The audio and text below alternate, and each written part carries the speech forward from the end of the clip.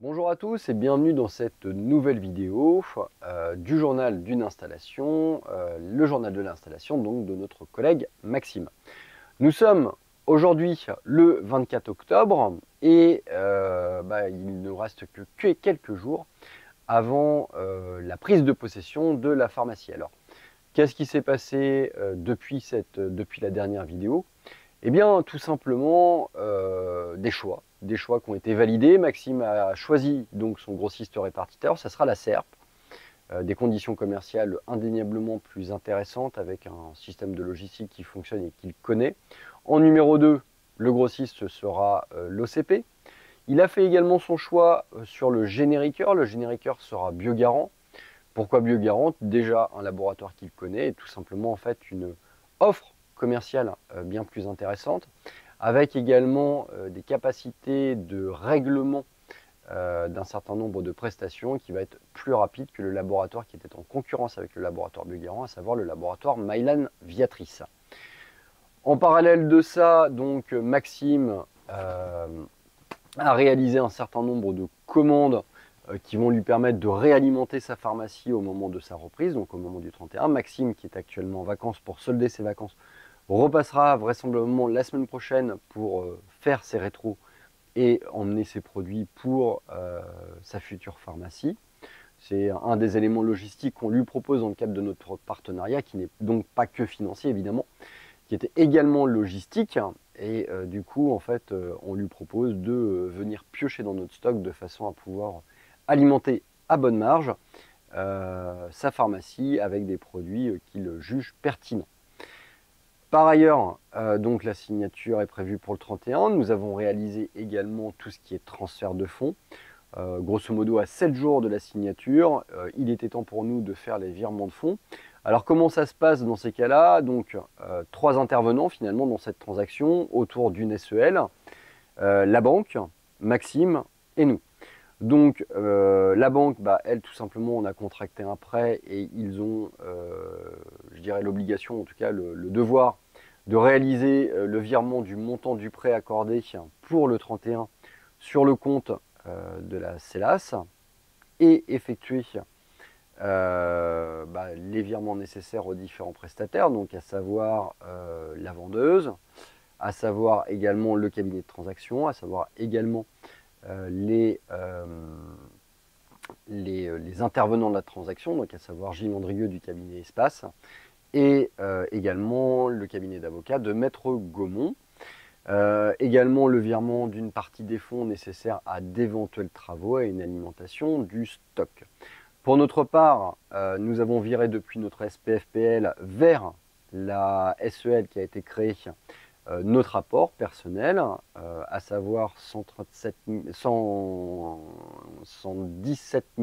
euros 500, non 112 000 euros 500 qui viennent compléter les 37 500 euros précédemment versés. Et également, Maxime a fait lui-même son virement, ce qui permet de compléter l'apport personnel. En parallèle de ça, le Crédit Agricole est passé nous voir pour signer la notification de blocage des comptes courants d'associés qui est valable pour une durée de 5 ans avec une dégressivité dans le temps. Voilà, c'est tout pour cette vidéo sur le journal d'une installation, à savoir celle de notre collègue Maxime. Je te dis à très bientôt pour une prochaine vidéo avec de nouvelles informations et à mon avis, ça sera l'heure du bilan et l'heure de la présentation de la pharmacie de Maxime. Je te dis à très bientôt pour une prochaine vidéo. Bonjour et bienvenue dans cette nouvelle vidéo de votre podcast Le Pharmapreneur et plus particulièrement dans ce journal de l'installation de notre collègue Maxime. Alors aujourd'hui, on est le 7 novembre et cela va faire maintenant donc 6 jours que notre collègue Maxime s'est installé au sein de la pharmacie des Emmurés. Alors tout d'abord, moi je suis extrêmement fier d'avoir participé avec Marc-Antoine à l'installation de Maxime. Je ne doute pas qu'il va réussir et performer ce challenge. Et s'il a l'occasion de voir cette dernière vidéo finalement du journal de l'installation, et qu'il entende tout mon plaisir de l'avoir eu comme pharmacien adjoint, comme collaborateur, maintenant comme associé, et aussi finalement un petit peu comme ami. Alors qu'est-ce qui s'est passé durant ces 2 semaines depuis la dernière vidéo du journal d'une installation?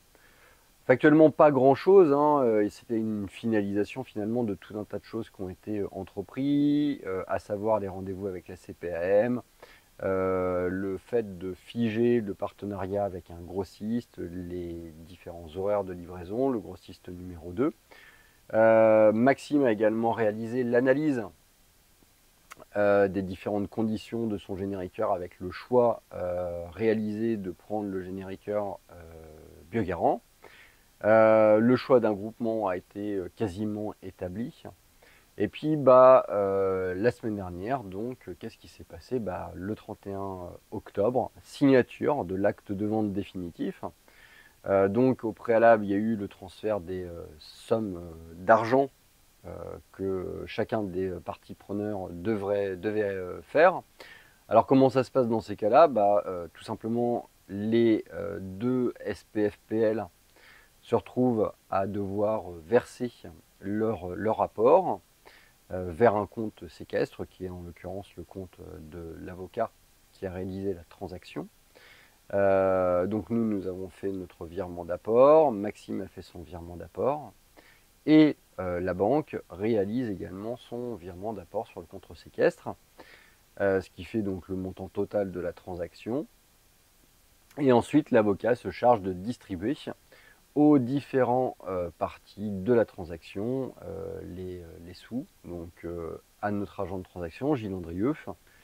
Par ailleurs, je profite de cette vidéo pour remercier Gilles pour l'énorme travail qu'il a réalisé pour cette transaction, notamment dans l'accompagnement de Maxime et notre accompagnement également, aussi bien dans la réalisation du dossier bancaire que du suivi bancaire, que de la négociation bancaire, que de la réalisation du pacte d'associés.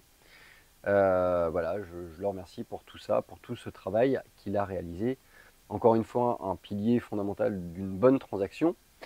Également, j'en profite pour remercier notre cabinet comptable, à savoir le cabinet Burette, et plus particulièrement Frédéric Guédon et son collègue qui nous accompagnent, nous, dans nos projets d'installation et qui vont accompagner également Maxime dans son installation. Donc je crois que le collègue de Frédéric, c'est Xavier.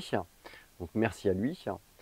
Enfin, autre partenaire de cette transaction, c'est évidemment le cabinet Gaumont. Le cabinet Gaumont, c'est le cabinet d'avocats qui nous a réalisé tous les actes, que ce soit la création des SPFPL, alors un autre c'est assez ancien, mais également celle de Max, la création de la CELAS, qui est le support maître de la pharmacie que Maxime va reprendre, et également tous les actes annexes d'achat de cette pharmacie. Maxime donc a réalisé l'acte de vente définitif le 31, tous les fonds avaient été virés sur les comptes, la répartition s'est correctement faite.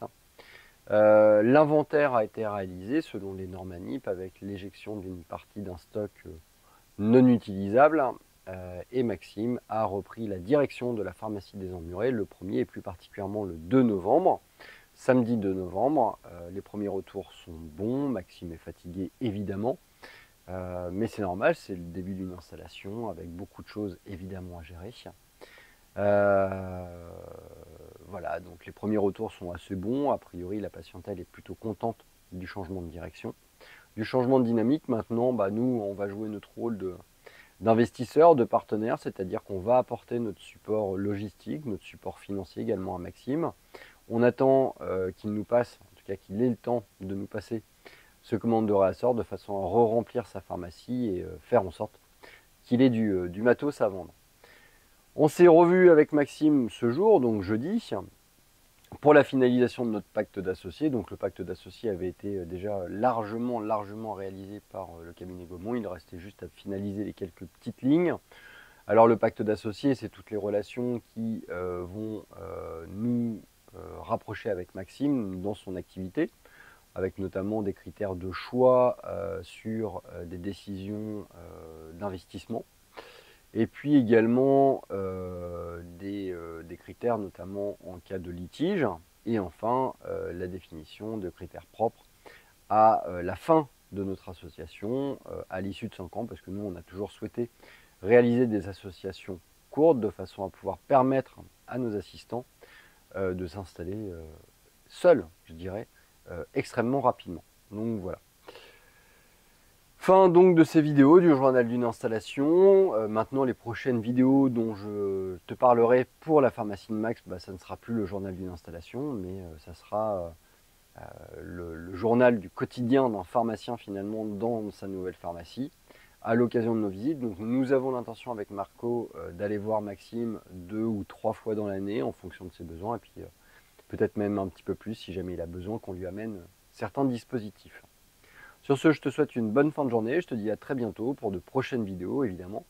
Et puis sait-on jamais, peut-être un nouveau cycle de journal d'une installation si jamais un nouveau projet se dessine pour Marc-Antoine, moi-même et un futur associé. Je te dis à très bientôt et peut-être seras-tu également notre prochain associé.